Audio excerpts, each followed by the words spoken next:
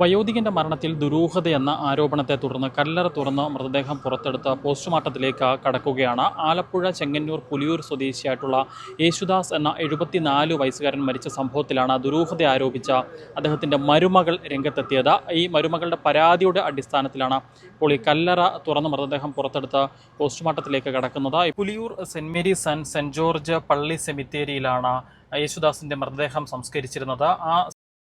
തുറന്നാണ് ഇപ്പോൾ മൃതദേഹം പുറത്തേക്ക് എടുത്തിരിക്കുന്നത്. പോസ്റ്റ്മോർട്ട നടപടിക്രമങ്ങളിലേക്ക് പോലീസ് കടക്കുകയാണ്. ഇക്കഴിഞ്ഞ മാർച്ച് മാസം 20-ാം തീയതിയാണ് യേശുദാസ് മരണപ്പെടുന്നത്. 24-ാം തീയതി അദ്ദേഹത്തിൻ്റെ സംസ്കാരം നടത്തുകയും ചെയ്തു. യേശുദാസിൻ്റെ മകൻ വർഷങ്ങൾക്ക് മുൻപ് മരണപ്പെട്ട് പോയതാണ്. അദ്ദേഹത്തിൻ്റെ മരുമകളും യേശുദാസിൻ്റെ മരുമകളും കൊച്ചുമക്കളുമാണുള്ളത്. അവർ വിദേശത്താണ് ഉണ്ടായിരുന്നത്. ഈ മരണവിവരം അറിഞ്ഞുകൊണ്ടാണ് അവർ നാട്ടിലേക്ക് എത്തുന്നത്. യേശുദാസിന് വയ്യാതായ ഒരു ഘട്ടത്തിൽ, 24 വയസ്സുണ്ട് അദ്ദേഹത്തിൻ്റെ പ്രായം, അദ്ദേഹത്തിന് വയ്യാതായ ഒരു ഘട്ടത്തിൽ ഒരു ഹോം നേഴ്സിനെ വീട്ടിൽ അദ്ദേഹത്തിനെ പരിചരിക്കുന്നതിന് വേണ്ടി നിയമിച്ചിരുന്നു. ആ ഹോം നേഴ്സും യേശുദാസുമാണ് ഈ വീട്ടിൽ താമസിച്ചിരുന്നത്. എന്നാൽ കഴിഞ്ഞ കുറച്ച് നാളുകളായി യേശുദാസിൻ്റെ സഹോദരൻ, അദ്ദേഹത്തിൻ്റെ അനുജൻ, ഈ വീടുമായി വലിയ രീതിയിൽ അടുത്ത ബന്ധം പുലർത്തിയിരുന്നു. എല്ലാ കാര്യങ്ങളിലും അദ്ദേഹം ഇടപെട്ടിരുന്നു എന്നുള്ളതാണ് ഈ മരുമകൾ നിലവിൽ പറയുന്നത്. പക്ഷെ അന്നൊന്നും ആ ഘട്ടത്തിലൊന്നും അവർക്കതിൽ അസ്വാഭാവികതയോ സംശയങ്ങളോ ഒന്നും തോന്നിയിരുന്നില്ല. 20-ാം തീയതി യേശുദാസ് മരണപ്പെടുന്നു. അദ്ദേഹം മരണപ്പെട്ടത് രക്തം ഛർദ്ദിച്ചു മരിച്ചു എന്നുള്ളതാണ് പറയുന്നത്. എന്താണ് സംഭവിച്ചതെന്ന് അറിയില്ല.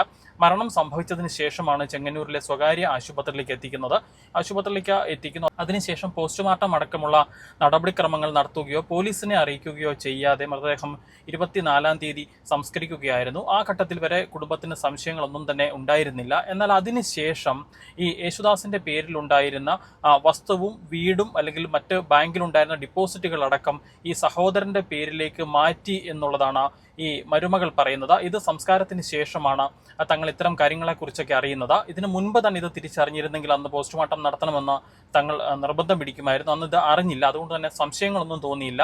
പക്ഷേ ഇപ്പോൾ ഇതിൽ സംശയങ്ങളുണ്ട്.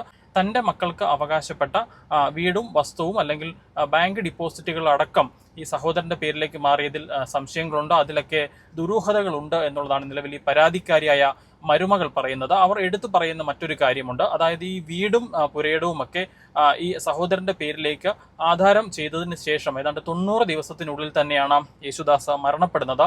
ഇതിലും തങ്ങൾക്ക് ദുരൂഹതയുണ്ട്.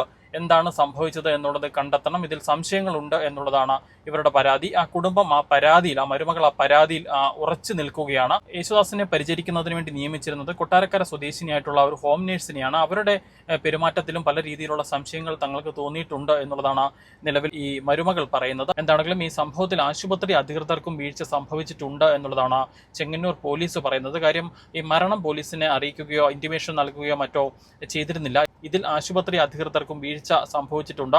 സ്വത്തുവകകളും ബാങ്ക് അക്കൗണ്ടിലുണ്ടായിരുന്ന പണവും അടക്കം ഈ യേശുദാസിന്റെ സഹോദരൻ ഗബ്രിയേൽ മാമിന്റെ പേരിലേക്ക് മാറ്റി എന്നുള്ളതിലാണ് ഈ കുടുംബത്തിന് അല്ലെങ്കിൽ ഈ മരുമകൾക്ക് സംശയം തോന്നുന്നത്. ആ സംശയത്തിന്റെ അടിസ്ഥാനത്തിൽ ഇദ്ദേഹത്തിന്റെ സംസ്കാരത്തിന് ശേഷം ചെങ്ങന്നൂർ പോലീസിൽ ഇത് സംബന്ധിച്ച ഈ മരുമകൾ പരാതി നൽകുകയായിരുന്നു. പിന്നീട് ഈ പരാതിയുമായി അവർ മുന്നോട്ട് പോകുന്നു. അങ്ങനെയാണ് അതിന്റെ അടിസ്ഥാനത്തിലാണ് RDO ഈ ശവക്കല്ലറ തുറന്ന് മൃതദേഹം പുറത്തെടുത്ത് വീണ്ടും പോസ്റ്റ്മോർട്ടം നടത്താൻ ഉത്തരവിട്ടത്. ആ ഉത്തരവിന്റെ അടിസ്ഥാനത്തിലാണ് ഇന്നിപ്പോൾ ഈ കല്ലറ തുറന്ന് മൃതദേഹം പുറത്തെടുത്ത് പോസ്റ്റ്മോർട്ടം ചെയ്യുന്ന ഒരു ഘട്ടത്തിലേക്ക് എത്തിയിരിക്കുന്നത്. ഇപ്പോൾ കല്ലറ തുറന്ന് മൃതദേഹം പുറത്തെടുത്തിരിക്കുകയാണ്. ഇനി പോസ്റ്റ്മോർട്ടം നടപടിക്രമങ്ങളിലേക്ക് കടക്കുകയാണ്.